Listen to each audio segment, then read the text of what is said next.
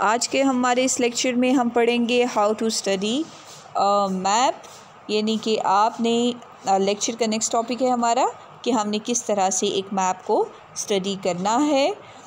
आते हैं हम अपने मेन बुक की तरफ। बच्चे 3 से 4 चीज़ें आप इस लेक्चर में बस याद रखें।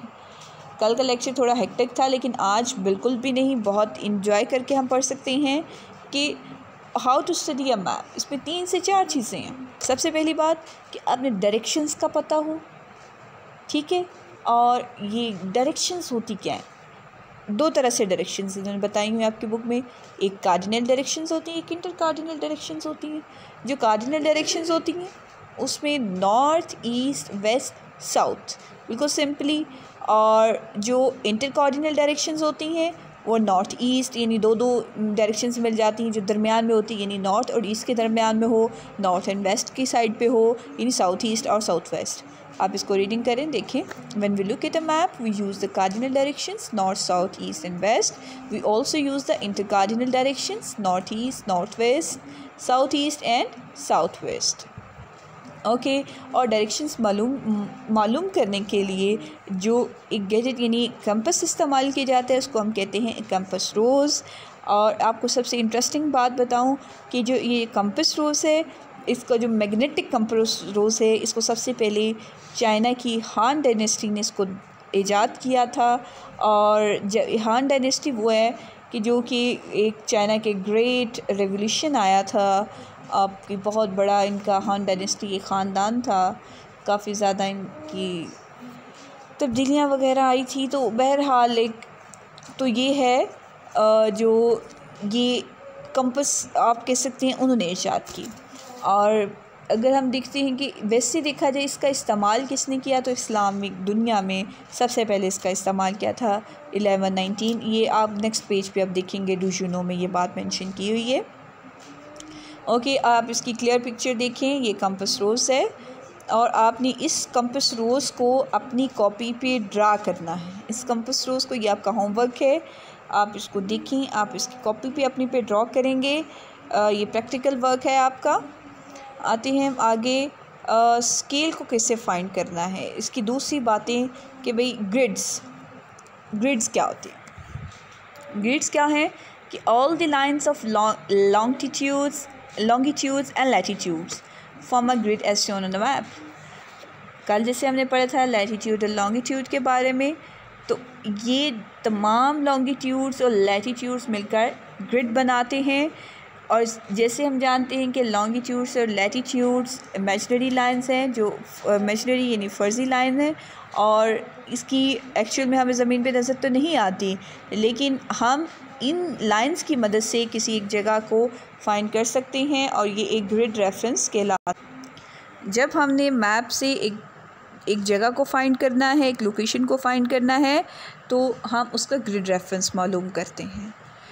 ओके, यानी आपने जब भी किसी देखना, जैसे आपकी बुक में मौजूद है, कराची की जगह को फाइंड करना है, जो कराची जो है 25 degree north and 67 degree east पे मौजूद है, यानी 25 डिग्री नॉर्थ मींस ये नॉर्थ वाली साइड पे। तो ये क्या है कि यानी इक्वेटर से 25 डिग्री फासले पे और 67 डिग्री ईस्ट मेरिडियन लाइन से फासला है इसका। तो ये देखेंगे यानी ग्रिड क्या है, आपको क्लियर हो गया होगा। ग्रिड जो है वो तमाम की तमाम लाइंस जिसको जो लॉन्गिट्यूड्स एंड लैटीट्यूड्स हैं वो मिलके ग्रिड बनाती हैं। इसके बाद फर्दर क्या है, कीज़। तो तीसरी चीज़ क्या है, कीज़।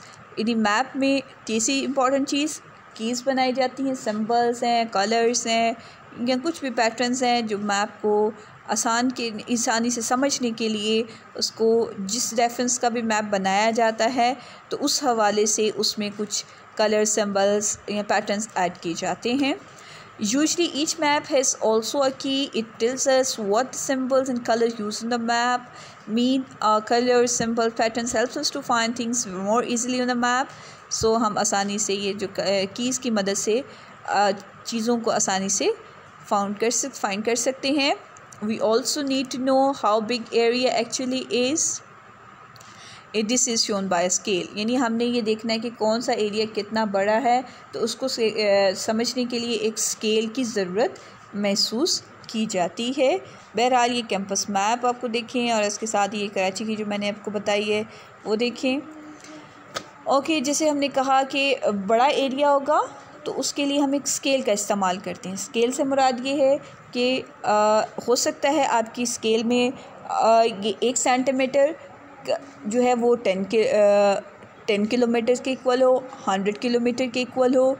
ये किसके इक्वल है? ये आपकी जिस एरिया या किस चीज़ का जो आप एरिया का बना रहे हैं मैप, इस पे डिपेंड करता है कि वो कितना बड़ा है या कितना छोटा है। जो बड़ा है अगर 100 किलोमीटर से, फिर हम उसको 100 किलोमीटर से रिप्रेजेंट कर लेते हैं। अगर वो बड़ा है या उससे भी बड़ा है तो उसको 1000 किलोमीटर से भी रिप्रेजेंट किया जा सकता है। It depends. So, for example, 1 centimeter on the map may represent 1 kilometer on the earth. If the map has a show of very large area, 1 centimeter may represent 100 kilometers. Maps also have a compass rose or an arrow marked with N at the top. The compass rose shows the general directions and arrow tells us where north is. यानी जो आप याद रखें कि जो compass rose पे जो arrow है या जो फ्रंट पे है, जो हेड पे चीज़ है वो है नॉर्थ और इसकी बैक पे है साउथ, राइट पे ईस्ट और लेफ़्ट पे वेस्ट है। ओके, आगे है यूजिंग एन एटलस। यानी एटलस क्या होता है? यानी वो नक्शों की किताब होती है जिसमें लिस्ट ऑफ मैप्स होती हैं, डिफरेंट चीज़ों के मैप्स हो सकते हैं। Any how a book of maps is called an Atlas. Every Atlas has an index at the back. उन्होंने कहा कि हर एटलस यानी हर नक्शे की किताबों के आखिर पे एक इंडेक्स दिया जाता है, यानी एक फहरिस्त दी जाती है जिसमें ये बता एक तरह से एक आसानी से फाइंड करने के लिए कंट्रीज़ के नेम, सिटीज़, माउंटेन्स, रिवर्स या वोल्केनोस वगैरह वगैरह चीज़ों को अल्फ़ाबेटिकली ऑर्डर में उधर में कर दिया जाता है ताकि ढूंढने वाला आसानी से ढूंढ सके और आसानी से उस पेज